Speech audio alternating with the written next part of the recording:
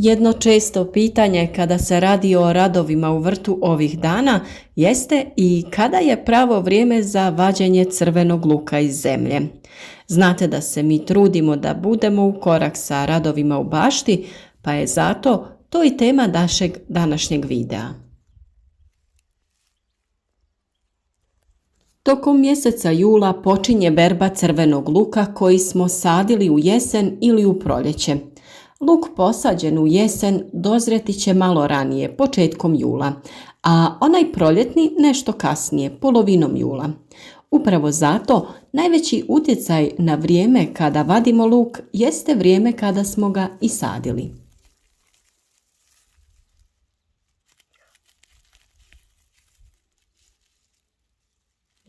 Da bi znali da je luk završio sa vegetacijom i kada je spreman za berbu, morate pratiti promjene na nadzemnom dijelu.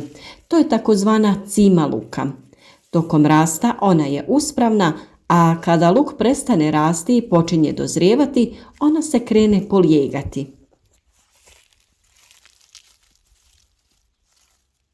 Nema potrebe da ga gazite kao što to neki rade. Dok on sam prirodno dozori, sam se i krene prirodno polijegati. Nema potrebe da ubrzavate taj proces.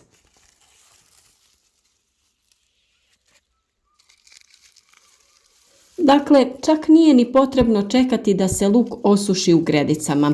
Polegnuto zeleno lišće je znak da je luk spreman za berbu.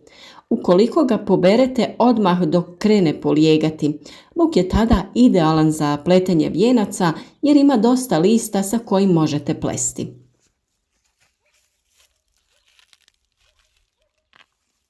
Luk se može još malo ostaviti duže da stoji u vrtu, a nakon polijeganja listovi će se sami malo po malo početi sušiti.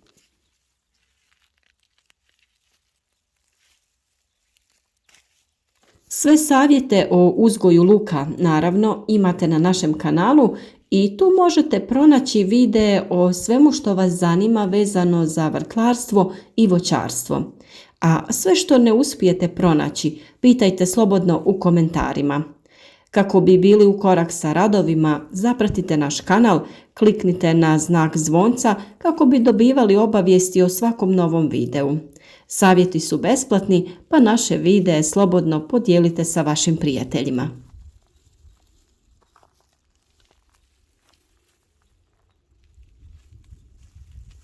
Luk se vadi kada lišće omekša i počne se sušiti, a oko 70% stabljika polegne. Vadi se, što ovisi o sorti, od početka do kraja jula, ali ovisno o vremenu sjetve, brati se može sve do 15. augusta. Treba imati na umu da što glavica duže ostane u zemlji, smanjuje joj se kakvoća i teže se čuva.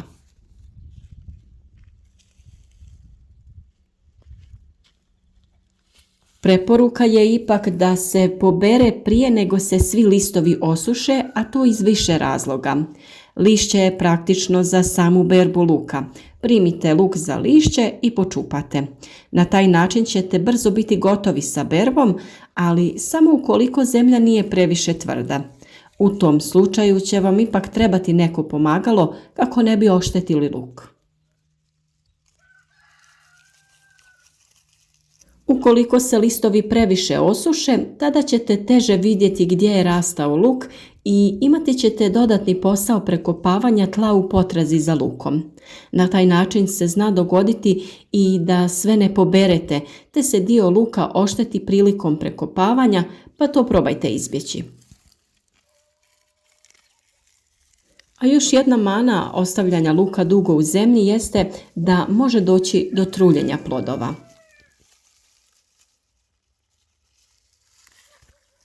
Unatoč velikoj suši i visokim temperaturama, uz odrađene mjere zalijevanja i pravovremene prihrane, ove smo godine jako zadovoljni sa veličinom glavica luka, kao i sa urodom općenito.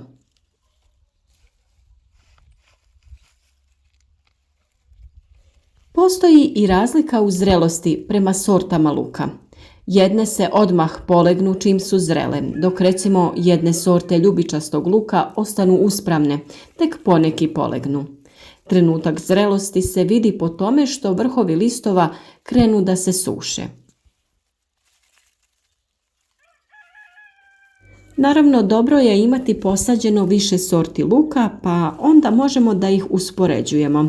Ako je jedna vrsta polegla i zrela, to je trenutak da dobro pratimo i ostale vrste kako bi ih ubrali u pravo vrijeme. Ponekad dio luka procvjeta i ode u sjeme, pa tada dio luka ima karakteristične stabljike sa cvjetovima koje se ne poliježu. Razlog cvjetanja luka može biti najčešće ili nepovoljan trenutak sadnje ili prekrupne lučice, to je sadni materijal. O toj temi imate poseban video na našem kanalu. Ukoliko ne skupljate svoje sjeme luka, najbolje je potrgati pupoljke čim zapazite da su se počeli formirati, jer što se cvijet više razvija, to se više odražava na veličinu i kvalitetu luka. Naime, cvijet znači da će luk ostati sitan i da će u većini slučajeva imati i ostatak stapke. Takav luk brzo propada, pa je najbolje da ga potrošite prvog nakon berbe.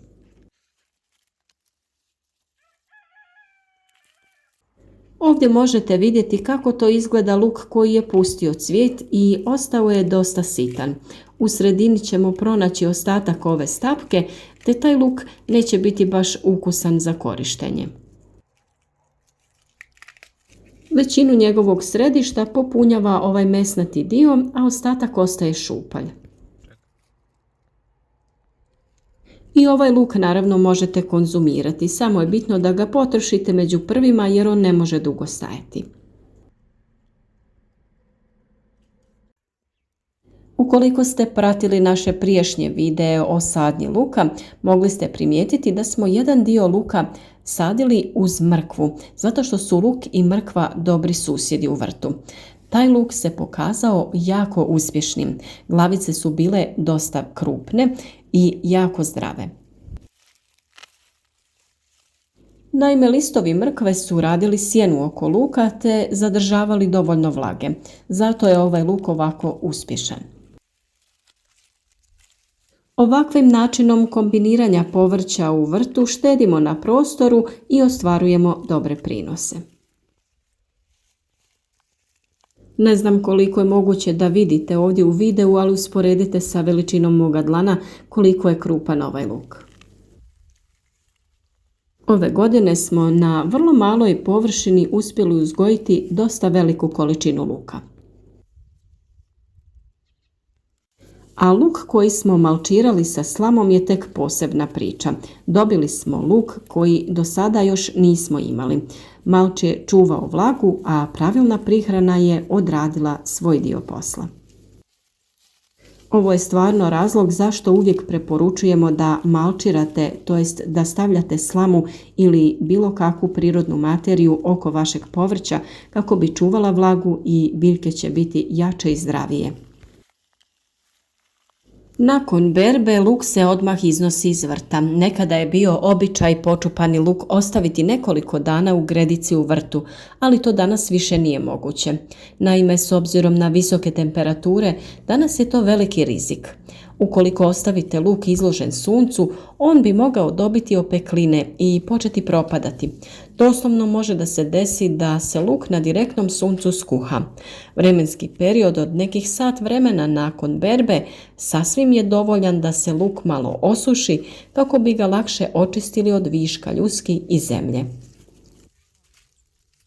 Dakle, luk je potrebno sušiti na suhom prozračnom mjestu gdje ne dopiru direktne zrake sunca, najbolje pod nekom nastrešnicom. Prije spremanja na mjesto gdje ćete ga čuvati, luk mora biti potpuno suh jer u suprotnom može doći do truljenja i propadanja. Prije samog spremanja ili pletenja vijenaca luk očistite od viška zemlje i ovih suhih dijelova ljuski. Tu se misli na ljuske koje su same već krenule da se ljušte i njih je najbolje ukloniti laganim pokretima ruke. Tako očišćen luk može se spremiti u manje vreće za krompir i objesiti ili staviti u za to predviđene sanduke. Te možete na ovaj način da ispletete vijence koje ćete objesiti na prozračno mjesto. Luk se čuva na suhom, po mogućnosti prozračnom mjestu, ne podnosi jača smrzavanja i tada propada, pa ga nemojte čuvati u takvim prostorima gdje preko zime dolazi do smrzavanja. Redovito provjetravajte prostor, jer samo jedan luk koji ima na sebi trulež ili oboljenje može da zarazi ostale plodove i tada ćete imati puno štete. Ukoliko dio luka proklija na jesen ili tokom zime, posadite ga na otvoreno i imati ćete rani mladi luk. Iako je čuvanje u gajbama najpraktičnije, ukoliko imate mjesta, objesite ga u vijenac. U ispletenom vijencu luk otkidate po potrebi, a vijenac se neće raspetljati. Na ovaj način ne dolazi do truljenja luka, pa je to idealno rješenje za čuvanje. A pored toga, vijenci djeluju lijepo i domaćinski, nekako toplo, i budi uspomene na priče naših baka, na ona prirodi bliža stara vremena. Nadamo se da ste i do sada koristili naše savjete kada se radi o uzgoju luka, te da su vam oni bili od pomoći kako bi ostvarili zavidne količine plodova, te kako bi u njima uživali sve do sljedeće sezone.